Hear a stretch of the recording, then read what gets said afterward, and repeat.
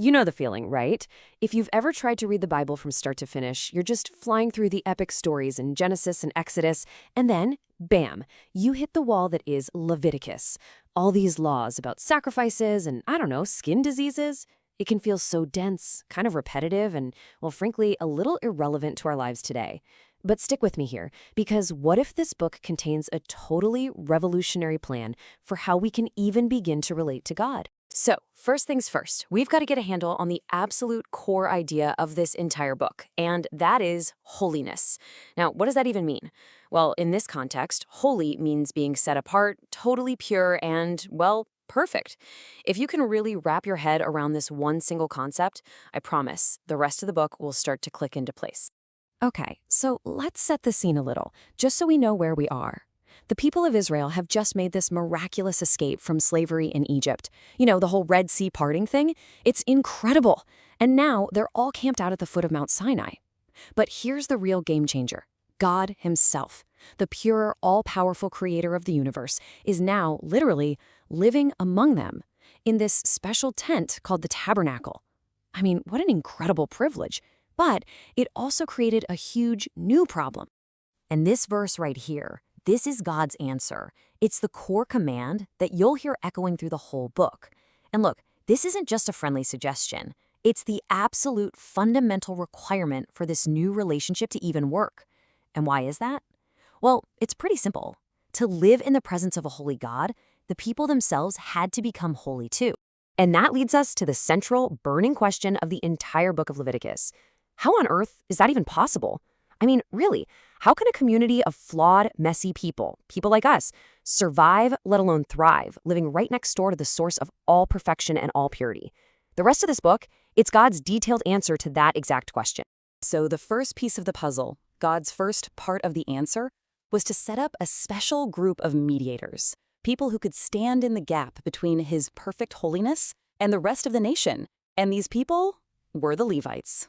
So, why them? How did they get this incredible job? Well, it all goes back to this moment of absolute crisis. You see, while Moses was up on Mount Sinai getting the law from God, the people down below totally panicked. And what do? They build a golden calf to worship. So when Moses comes down and sees this complete betrayal, he draws a line in the sand and asks, who is on the Lord's side? And you know what? Only one tribe stepped forward, the tribe of Levi. And because of that radical, unwavering loyalty, God set them apart for this incredibly sacred duty. And their job description was, it was absolutely vital. They were responsible for everything that made the holy space work. They led the rituals, they guarded the tabernacle, they taught God's laws to the people. You could think of them as the buffer zone, the guardians of holiness. In fact, their job was so important that they didn't get a piece of land like the other tribes did. Their inheritance was the Lord himself, and they were supported by the very offerings of the people they were serving. Okay, so we have the priests in place. The next thing God did was establish a system so that the people could actually approach him. And yeah, this is the part of Leviticus where a lot of us get kind of tripped up, the sacrifices. Now, it is so important to understand that these were not just empty rituals. Not at all. They were a real, tangible way for people to interact with God. It was like a physical bridge across this huge gap between God's perfect holiness and our human messiness. It was a system for saying, I'm sorry, thank you, and I'm all yours. Leviticus lays out a few different kinds of offerings, and each one had a really specific purpose. You had the burnt offering, for example, where the whole animal was consumed on the altar. That symbolized a person's total surrender to God. Then there was the sin offering, which was a way to get forgiveness for those times you messed up without meaning to. And my favorite, the peace offering. That was basically like having a shared meal with God, a joyful celebration of just being in fellowship with him. And you have to understand, the stakes here were incredibly high. This was not a casual thing. Leviticus chapter 10 tells this absolutely shocking story of two of Aaron's own sons, Nadab and Abihu. They were priests, but they got careless, they ignored God's very specific instructions, and offered what the Bible calls unauthorized fire. The result was immediate, and it was deadly. It was this jarring, unforgettable warning to everyone. God is holy.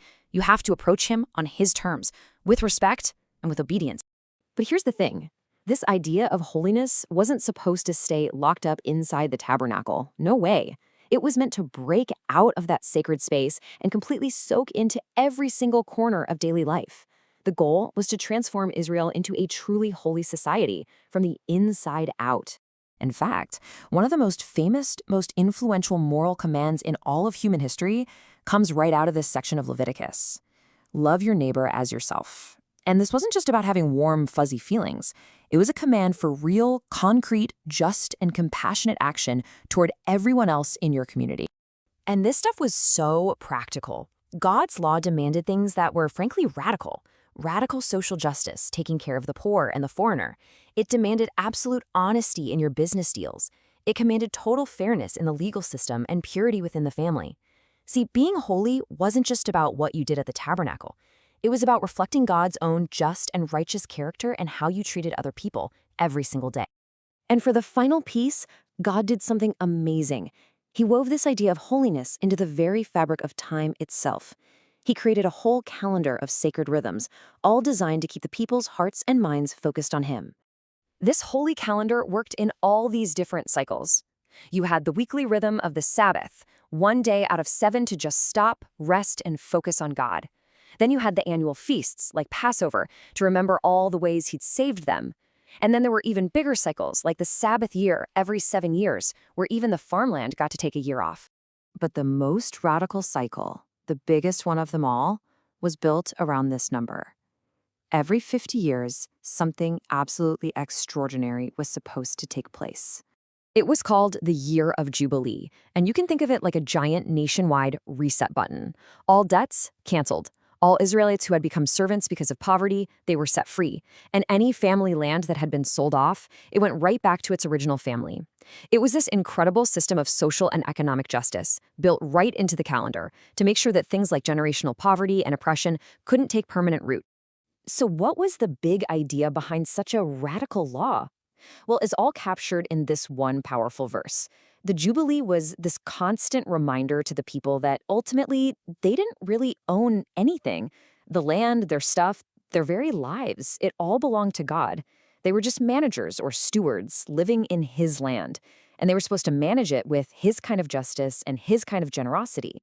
So, a book that starts out feeling like a confusing list of rules turns out to be this incredible blueprint for reverence, for justice, and for mercy.